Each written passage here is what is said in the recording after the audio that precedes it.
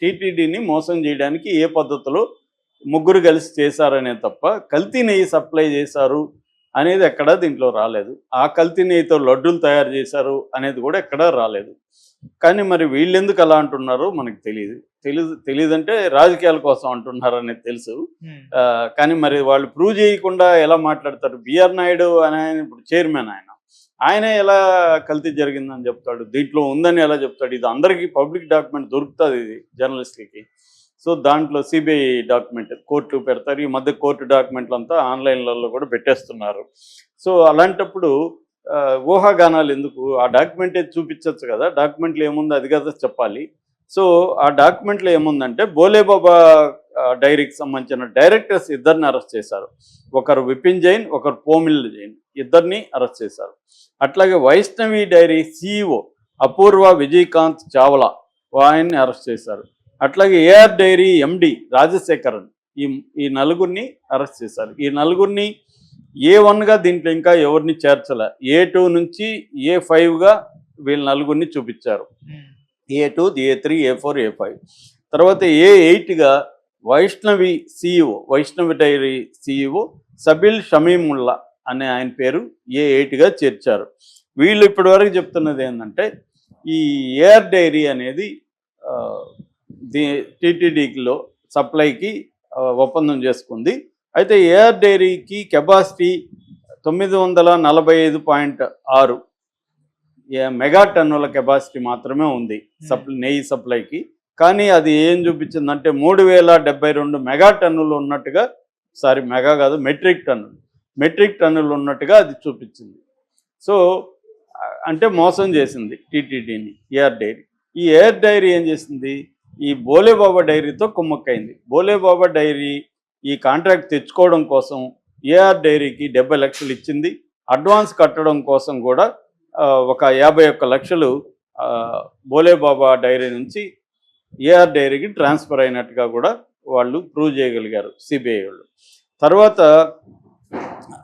యాక్చువల్గా ఈ బోలేబాబా డైరీ 2019లో టీటీడీకి సప్లై చేసింది. అప్పుడు వాళ్ళు దాన్ని రిజెక్ట్ చేసి దాన్ని పక్కకు పెట్టేసరికి ఏఆర్ డైరీ రూపంలో మళ్ళీ వాళ్ళు వచ్చారు. అట్లాగే 2022లో అంటే బోలేబాబా డైరీని రిజెక్ట్ చేసినాక బోలేబాబా డైరీ ఏం చేసింది? వైష్ణవ్ డైరీతో కుమ్మక్కైంది. వైష్ణవ్ డైరీ వాళ్ళని కూడా 2022లో జగన్ ఆధ్వర్యంలో ఉన్న టీటీడీ బోర్డు రిజెక్ట్ చేసింది. దాంతో ఏఆర్ డైరీ దీనికి వీళ్ళిద్దరూ కుమ్మక్కయ్యారు. ఇది అంటే ఒక ప్లాన్గా Bolebaba dairy, Vaishnav dairy, AR dairy ఒక ప్లాన్ చేసుకొని వీళ్ళు కుమ్మక్కయ్యి టీటీడీని మోసం చేసి తక్కువకే కోట్ చేశారని చెప్తున్నారు. 319 రూపాయల 80 పైసలు కిలో నెయ్యికి వీళ్ళు కోట్ చేశారు. సో ఏది తక్కువగా కోట్ చేసి ఉంటారో వాళ్ళకే ఇవ్వాలి కాబట్టి మిగతా డాక్యుమెంట్స్ అంతా కూడా పరిశీలించినప్పుడు టీటీడీ బోర్డు కరెక్ట్గానే ఉన్నాయని టీటీడీ బోర్డు నమ్మింది.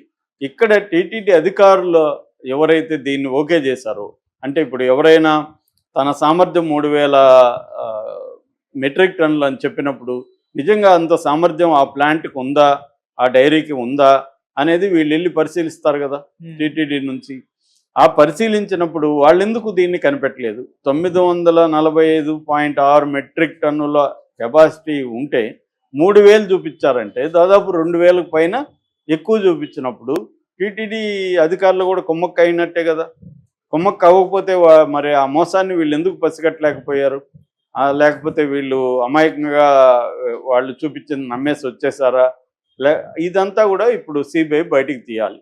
అంటే ఇక్కడ ఏంటంటే ఒక కాంట్రాక్టు నెయ్యి సప్లై చేయడానికి కాంట్రాక్టు పొందిన ఏఆర్ డైరీ కావచ్చు, అంతకుముందు బోలేబాబా డైరీ కావచ్చు, వైష్ణవ్ డైరీ కావచ్చు, వీళ్ళు కుమ్మక్క అవ్వడం ద్వారా నెయ్యి లైలా సినిమా ఎంత వివాదాస్పదం అవుతుందో మనం చూసాము.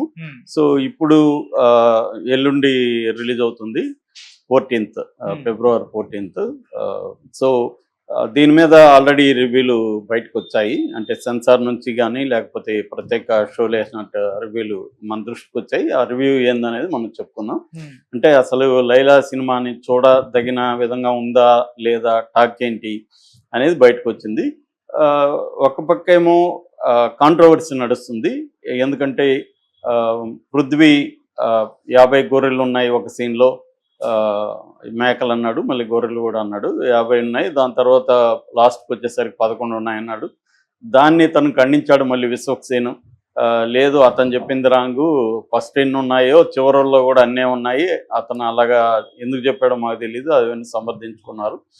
కానీ వైసీపీ వాళ్ళు తీవ్రంగా ఎప్పుడు లేని విధంగా దీని మీద చాలా తీవ్రంగా వైసీపీ సోషల్ మీడియా, నేనైతే ఇప్పుడు ఈ మధ్యకాలంలో గవర్నమెంట్ వచ్చిన తర్వాత ఇంత యాక్టివ్గా వైసీపీ సోషల్ మీడియా లేదు, అసలు ఆల్మోస్ట్ చనిపోయినట్టుగా కనబడింది. ఈసారి మళ్ళీ వాళ్ళకి 2 వచ్చాయి, కిరణ్ రాయ్ లాంటిది, లైలాది, దీంతో విపరీతంగా అటాక్ చేశారు. అది 25,000 స్టార్ట్ అయ్యి ఇవాళ 1,00,000 దాటినట్టుగా ఉన్నాయి ట్వీట్లు. అట్లాగే సోషల్ మీడియాలో అన్నింటిలో వాళ్ళు హోరెత్తిస్తున్నారు. కామెంట్లు కూడా అన్ని కామెంట్లు నెగిటివ్గా లైలా మీద నేను చూడలేదు, ఏ సినిమా మీద కూడా అంత తీవ్రంగా పెడుతున్నారు. సో రెండవది ఏంటంటే, ఇదంతా ఒక పక్క నడుస్తుంటే పృథ్వీ ఇంకా రెచ్చిపోయి పందులకు పుట్టారు వీళ్ళు వైసీపీ వాళ్ళు, లంకొడకలారా మీరు వణికిపోతున్నారా, ఇలాగా ఆయన ఇంకా రెచ్చిపోయి మాట్లాడాడు. దాంతో ఇదంతా కూడా team Vishwaksen, Prithvi, producer Sahu గార్పాటి, director Ramanarayan, వీళ్ళందరూ కలిసే ఈ వివాదాన్ని క్రియేట్ చేశారు. ఎందుకంటే వాళ్ళకి సినిమా అంత అమ్ముడు పోవట్లేదు, పబ్లిసిటీ రావట్లేదు. నాకు తెలిసి దీంట్లో కూడా టికెట్ యాప్ల్లో కూడా అదేం యాప్, బుక్ మై షోలో కూడా ఇప్పటి వరకు పెట్టలేదు. ఇంకా ఎల్లుండి రిలీజ్ అంటే బుక్ మై షోలో లేకపోవడం విచిత్రంగా ఉంది. సో అలాగా దాంతో వీళ్ళు ఏమనుకున్నారంటే దీన్ని కాంట్రవర్సీ చేద్దాం అనేది వీళ్ళు అనుకొని అతని దగ్గరకు మళ్ళీ రెచ్చగొట్టించి మాట్లాడిచ్చారు అనేది టాక్ అనమాట. ఎందుకు అంటే నిజంగా వీళ్ళకి కానీ భయం ఉంటే అతన్ని మాట్లాడనివ్వకుండా చూసుకోవాలి కదా. కనీసం అతను సారీ చెప్పకపోతే పోయాడు, కనీసం సైలెంట్గా ఉండమని చెప్పాలి కదా. కానీ అతన్ని రెచ్చగొట్టి మళ్ళీ రెచ్చిపోయే విధంగా మాట్లాడిచ్చి ఒక డ్రామా చేసి హాస్పిటల్లో చేరినట్టుగా డ్రామా చేసి, ఇదంతా కూడా టోటల్ డ్రామా. ఇదంతా కూడా విశ్వక్సేనే చేస్తున్నాడు. ఎందుకంటే విశ్వక్సేన్కి వివాదాలంటే చాలా ఇష్టం. అతను గతంలో కూడా నాగవల్లి దేవి నాగవల్లితో గొడవ పెట్టుకున్నాడు TV9లో. తర్వాత అర్జున్ ఎంత పెద్ద సీనియర్ హీరో, అతనే 40 ఏళ్ల కెరీర్లో ఇట్లాంటి వాడిని చూడలేదని స్టేట్మెంట్ ఇచ్చి ఇతనితో సినిమా ఆపేస్తాడు, అన్నిట్లో ఇన్వాల్వ్ అవుతున్నాడని. ఇతను మొదటి నుంచి కూడా ఏంటంటే డైరెక్షన్ దోలు ఎక్కువ, ప్రతి దాంట్లో ఏలు కాలు అన్నీ పెడుతుంటాడు. ఈవెన్ ఈ డైరెక్టర్ కూడా అతన్ని పాజిటివ్గా చెప్తున్నాడు, కానీ మనకు అర్థమవుతుంది రామనారాయణ సెకండ్ ఫిల్మ్ ఇది. ఫస్ట్ ఫిల్మ్ కూడా అతను పెద్ద బట్టల రామస్వామి అనేది తీశాడు, అతను బేసిక్ మ్యూజిక్ డైరెక్టర్. అందుకని ఇలాంటి వాళ్ళని ఎంచుకొని అతను ఏం చేస్తాడంటే అతనే డైరెక్షన్, దాన్ని గోస్ట్ డైరెక్షన్ చేస్తుంటాడు. సో కాకపోతే మన అర్జున్ లాంటి వాళ్ళకి అది నచ్చలేదు. ఎందుకంటే అర్జున్ సీనియర్, ఆయన ఆల్రెడీ డైరెక్షన్ చేశాడు, చాలా పెద్ద సినిమాలు చేశాడు. సో ఆయన తన కూతుర్ని హీరోయిన్కి పెట్టి కూడా ఆ సినిమాని ఆపేశాడంటే ఇతని టార్చర్ ఏ స్థాయిలో ఉందో మనకు అర్థమవుతుంది. సో ఇదంతా కూడా విశ్వక్సేనే జయించాడు, పృథ్వీ కాదు అనేది వెర్షన్ ఇప్పుడు బయటకు వస్తుంది. దీనివల్ల లైలాకి ఎంత నష్టం లాభమా అనేది మనకి సినిమా అయినా కానీ తెలియదు. అయితే ఇప్పుడు రివ్యూ ఎలా ఉంది, కథ ఏంటి, ఎవరెవరు ఎలా చేశారు, టెక్నికల్ ఆస్పెక్ట్స్ ఏంటి అనేది మనం చూస్తే బేసిక్గా దీంట్లో విశ్వక్సేను, ఆకాంక్ష శర్మ, కామాక్షి భాస్కర్ వీళ్ళు ప్రధానంగా దీంట్లో చేశారు. అట్లాగే అభిమన్యు సింగ్ విలన్ గా చేశాడు.